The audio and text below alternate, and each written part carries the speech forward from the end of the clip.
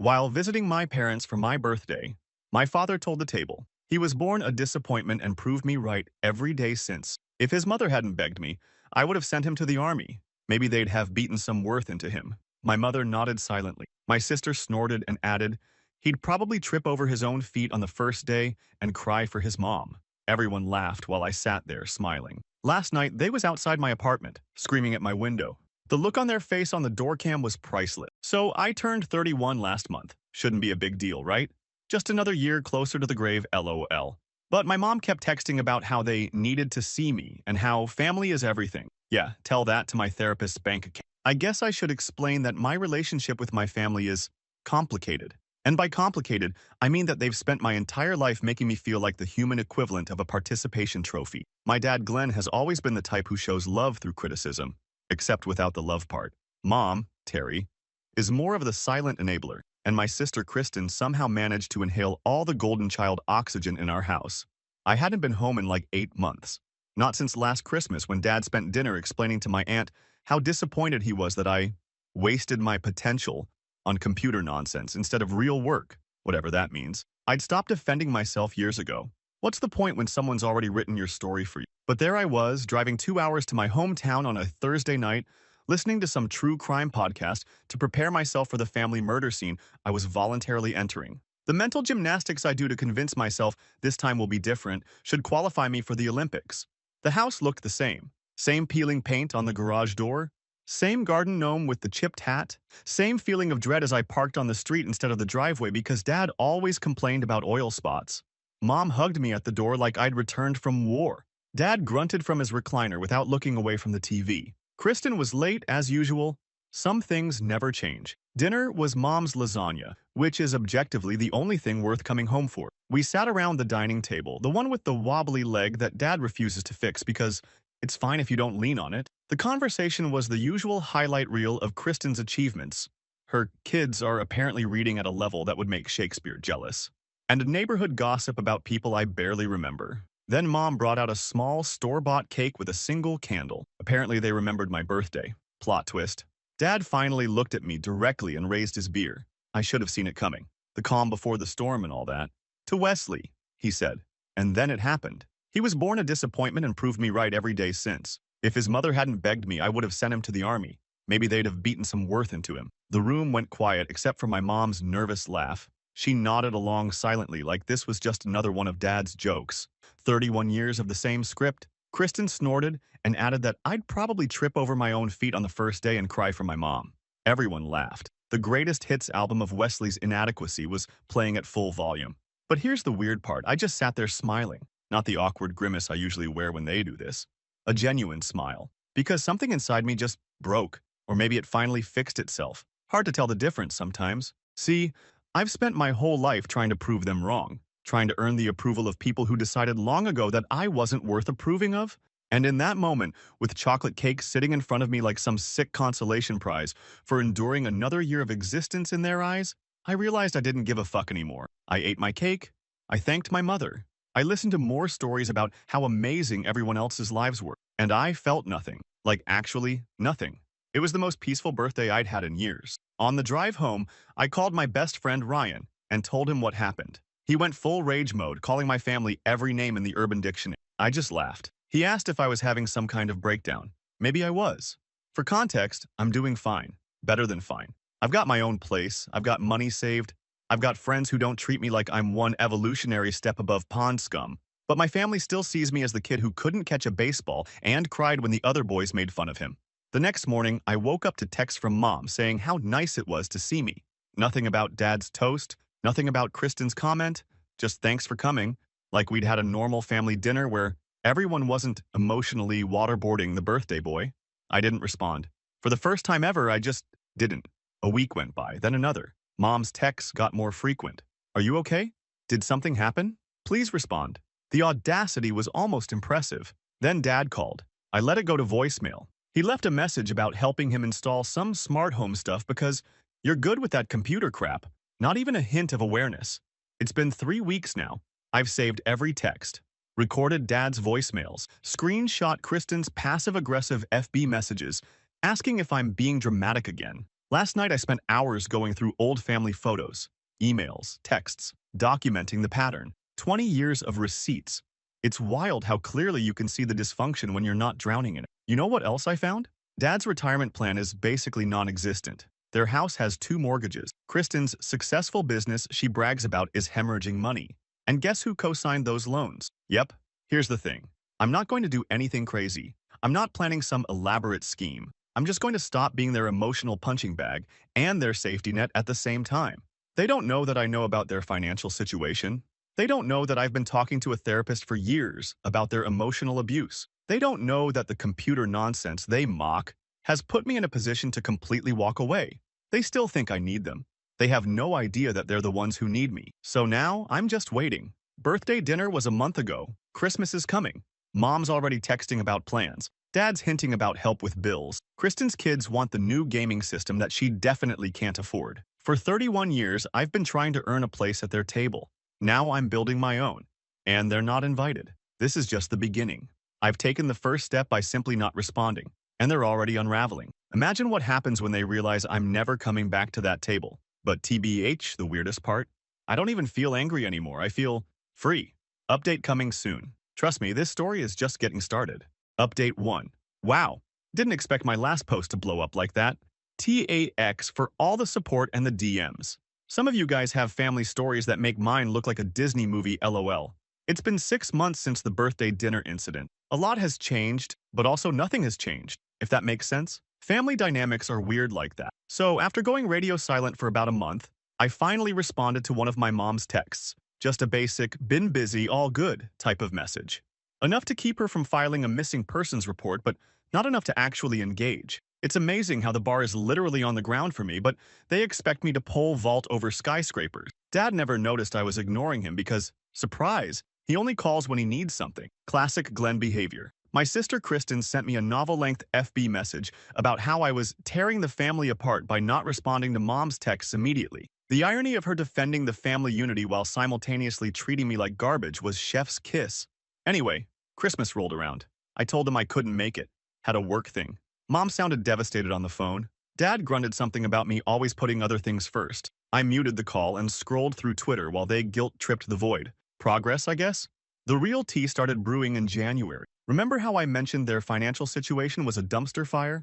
Well, I did some digging. Nothing illegal, just basic internet searches and connecting dots from things they've mentioned over the years. Dad took early retirement 3 years ago, but didn't actually have enough saved. Their house has 2 mortgages because they kept refinancing to help Kristen get on her feet with her boutique business selling overpriced candles and essential oils. The business that, according to her Instagram, is thriving and blessing so many homes with positive energy. But here's the thing that really got me.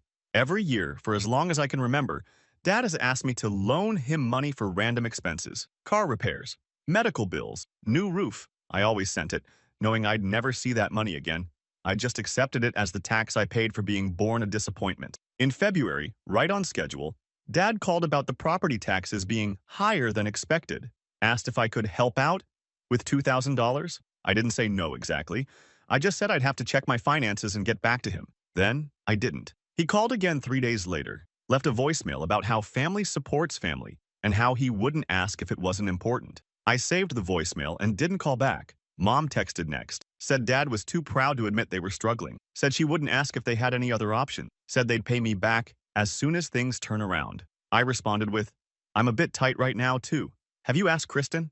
The silence was deafening. For like 2 whole days. Then Mom replied that Kristen has the kids to think about, and they wouldn't want to burden her. Translation, my sister, the golden child, was off limits for financial requests, but the family disappointment was an acceptable ATM.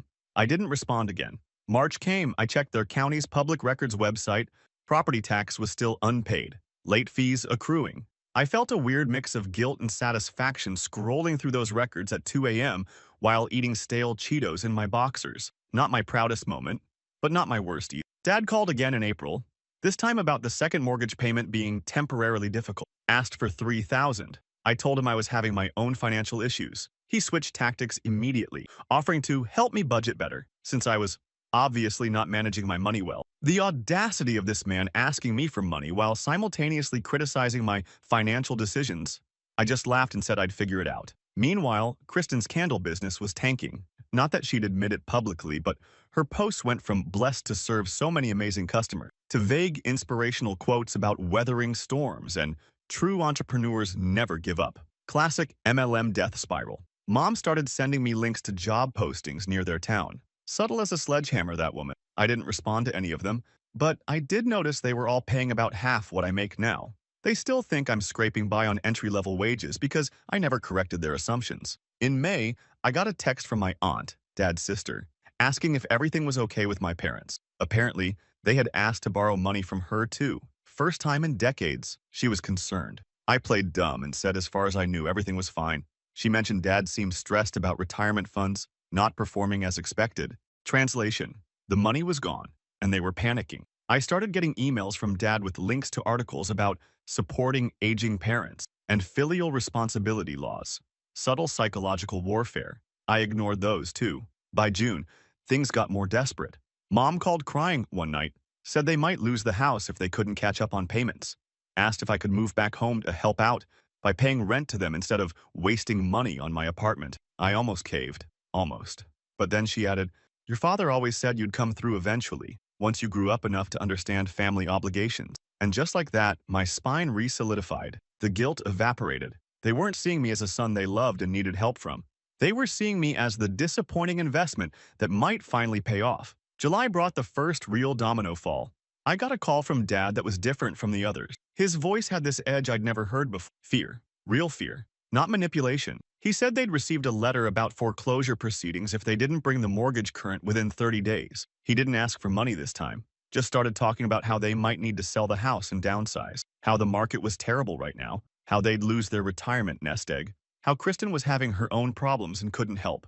Then he said something that made me freeze. He said, "I know we haven't always been fair to you, Wesley. I know I've been hard on you, but we're family." First acknowledgement of unfairness in 31 years. It wasn't an apology, it wasn't even close, but it was the first crack in the facade. I told him I'd think about how I could help, and I meant it.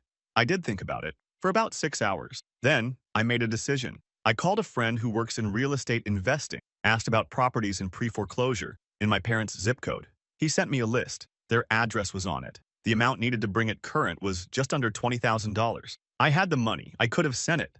I could have been the hero. Instead, I contacted the mortgage company through my friend, made an offer to purchase the debt. Not the house, just the debt. Became their creditor anonymously through an LLC my friend helped set up. Was it petty? Absolutely. Expensive? Yep. Worth it? TBD. August arrived. My parents received notice that their mortgage had been sold to a new company. The terms remained the same, but all communications would go through this new entity. Dad called me in a panic. Said he didn't trust these vultures who buy distressed mortgages. Asked me to look over the paperwork since I'm good with that stuff.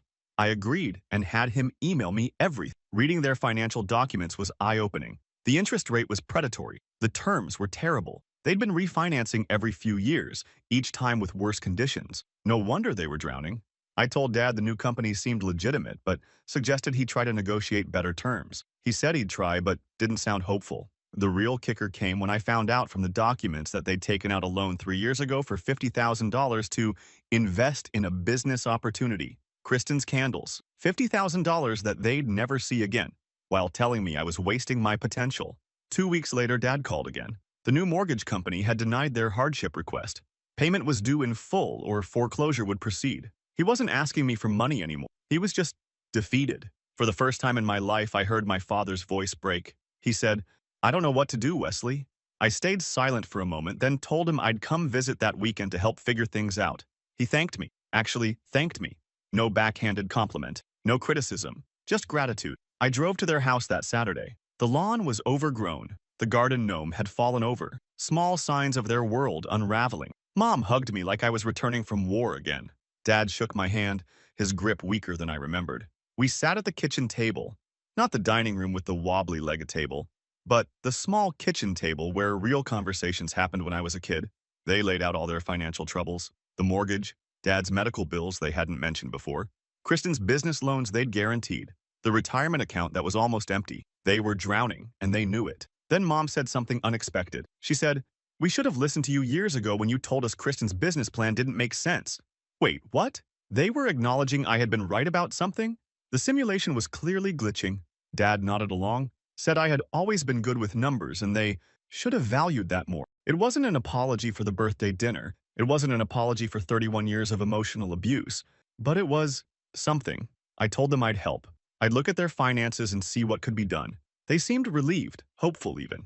I went home and made some calls. To their mortgage company, my company technically, to a financial advisor friend, to a lawyer. Then I waited. Last week, they received a formal letter from the mortgage company. It outlined two options. Bring the loan, current immediately. Enter into a restructuring agreement with strict conditions. They called me immediately, asking what to do. I suggested option 2 and offered to look at the condition. The conditions were my condition: counseling, financial literacy course, a formal acknowledgement of assets and debts, and a meeting with the company representative, me, though they didn't know that yet, to discuss long-term solution. They agreed instantly. The drowning don't question the lifeline. The meeting is scheduled for tomorrow at my apartment. They don't know it's my company. They don't know I've seen every financial mistake they've made. They don't know I hold their future in my hands. The first domino has fallen. The rest will follow tomorrow. I'm not sure how I feel. Part of me wants to forgive them now that they're showing a glimmer of self-awareness. Part of me thinks they're only being nice because they need me. Part of me wants to see them truly understand what they've done. I guess I'll find out tomorrow which part wins. We'll update after the meeting. This is about to get interesting. Finally, update. So I'm sitting here at 3 a.m. with a half-empty energy drink, trying to process what happened tonight. My hands are still shaking a bit as I type this. Not from fear or anger, but from something else I can't quite name yet. I spent all day preparing for my parents' visit, cleaned my apartment like a psycho, not because I cared what they thought, but because I needed to keep my hands busy, changed my sheets even though they wouldn't see my bedroom, organized the fridge, wiped down baseboards. You know, normal, totally not anxious behavior. I set up my dining table, IKEA, nothing fancy, with all the paperwork, their mortgage documents, payment history, the restructuring agreement, and a folder with what I called my receipts, screenshots of texts, recorded voicemails, and notes from every time they'd put me down over the years. 31 years of evidence, labeled and organized. Ryan came over beforehand to check if I was okay, brought me tacos, and made sure I wasn't spiraling. He offered to stay, but this was something I needed to do alone. Some battles you just have to face by yourself, I guess. At 6 o'clock exactly, my doorbell rang. I checked the doorbell camera on my phone. There they were. Mom looking nervous, Dad looking annoyed. Classic Terry and Glenn. I took a deep breath and buzzed them in. The elevator in my building is notoriously slow, so I had about 90 seconds to have my final internal freakout before facing them. Enough time to question every life choice that led me to this moment. Fun times. When I opened the door, the first thing I noticed was how small they looked. Dad's shoulders were hunched. Mom's hair had more gray than I remembered. They weren't the giants who had towered over my childhood. They were just old people. Worried old people. Mom hugged me. Dad did the awkward handshake thing again. I invited them in, offered water or coffee. Mom asked for water. Dad declined. Always too proud to accept anything, that man. We sat at the table. They eyed the stacks of papers nervously. Mom commented on how nice my apartment was, as if we were here for a casual visit and not because they were about to lose their house. Dad asked when the mortgage company representative was arriving. I told him the representative was already here.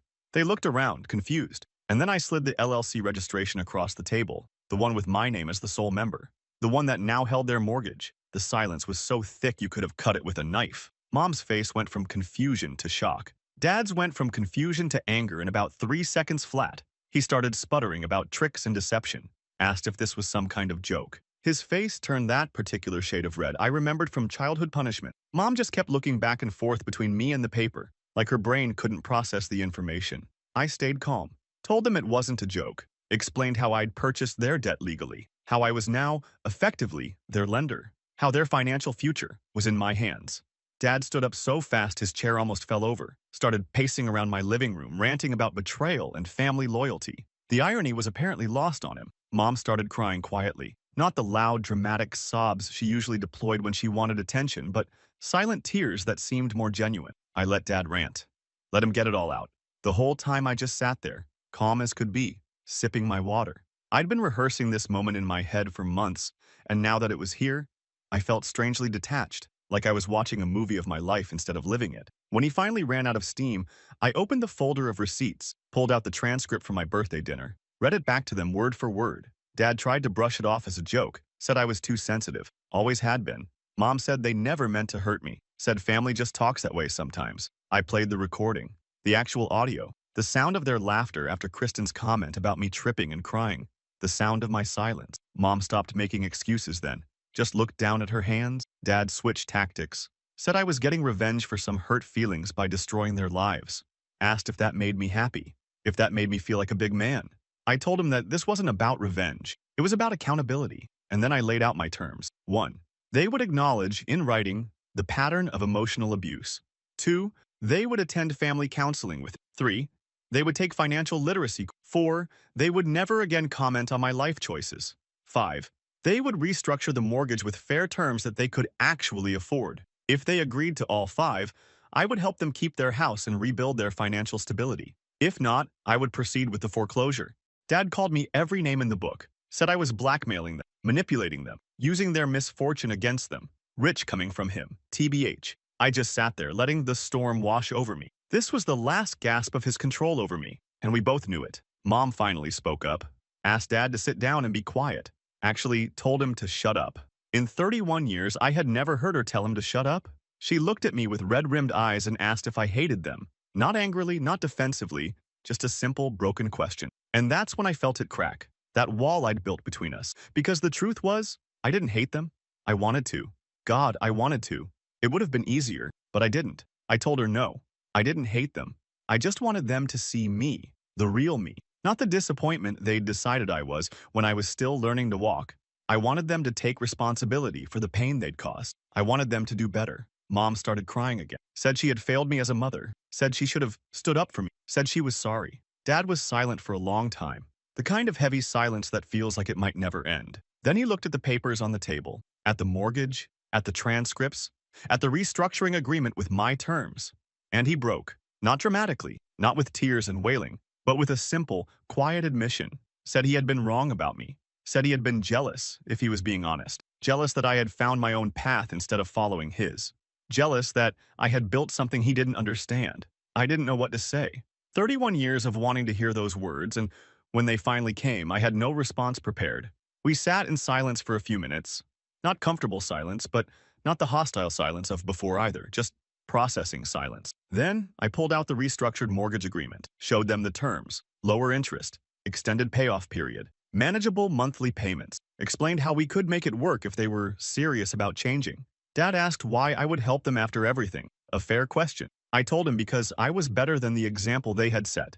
Not to be petty, but because it was true. They signed the agreement, all of it, including the acknowledgement of emotional abuse, including the commitment to counseling, including the financial literacy course. As they were getting ready to leave, Mom hugged me again, whispered thank you in my ear. Dad shook my hand, then awkwardly pulled me into a stiff hug. Progress, I guess. They left around 9. I sat on my couch for hours afterward, emotionally drained but somehow lighter. Then, at midnight, my phone started blowing up. Texts from Kristen, angry, all-caps messages about how I had manipulated our elderly parents and forced them to sign papers, and how she was going to expose me. Apparently, they had gone straight to her house after leaving mine, told her everything. And of course, she saw herself as the defender of family honor. I didn't respond to her texts, just muted the conversation and went to bed.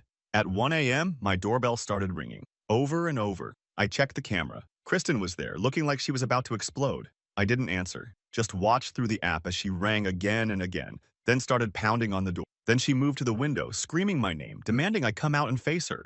My neighbors were definitely loving this middle-of-the-night show. I snapped a screenshot of her rage-contorted face on my doorbell camera. It really was priceless. The golden child, finally facing the reality that her kingdom was built on quicksand. I sent the screenshot to my parents with a simple message. Your daughter is currently harassing me at my home. This ends now or the deal is off. 10 minutes later, Kristen's husband's car pulled up. He practically had to drag her away from my building. My doorbell camera caught the whole thing in HD. Might make it my new profile pic, TBH. Dad called immediately after. Apologized for Kristen's behavior, said it wouldn't happen again. He sounded different, subdued, like he finally understood the power dynamic had shifted. It's been a week since then. We had our first counseling session yesterday, over Zoom, because I'm not ready to be in the same room with them for that kind of conversation yet. Baby steps. It was awkward and painful and necessary. The therapist didn't let anyone off the hook, especially when Dad tried to minimize some of the things he'd said to me. Mom cried a lot. Dad looked uncomfortable the entire time. I felt validated, for maybe the first time ever. We have another session scheduled for next week, And financial literacy classes start for them on Monday. Kristen still isn't speaking to me. That's fine. I'm not ready to deal with her anyway. I'm not naive enough to think 31 years of damage can be fixed in a week, or a month, or maybe ever. But something has shifted. Something fundamental. They see me now. Really see me. Not as the disappointment. Not as the weird kid who liked computers instead of sports. But as a person with value. With power. Is it sad that I had to take control of their financial future to get that recognition? Absolutely. Does that make the recognition less meaningful? I'm still figuring that out. My friend Ryan thinks I'm being too generous. Says I should have let them lose everything. Says they don't deserve a second chance. Maybe he's right. But this isn't about what they deserve. It's about who I want to be. And I don't want to be someone who uses power to hurt others, even when they've hurt me. That would make me too much like my dad. So here we are. 1 year after that birthday dinner, everything different and yet somehow the same. I don't know if we'll ever have a normal family relationship. I don't know if the changes they're showing are permanent or just survival tactics. I don't know if I'll ever fully trust them. But I do know this. I'm not that silent kid at the dinner table, and I have a voice, I have boundaries, I have worth that doesn't depend on their recognition. And that, I guess, is the real victory here. Thanks for coming along on this journey with me, Reddit. Your comments and support have meant more than you know. I might post updates if anything significant changes, but for now, I'm focusing on healing and moving forward. Oh, and my 32nd birthday is next month. I'm celebrating it with friends. Just friends. And it's going to be awesome.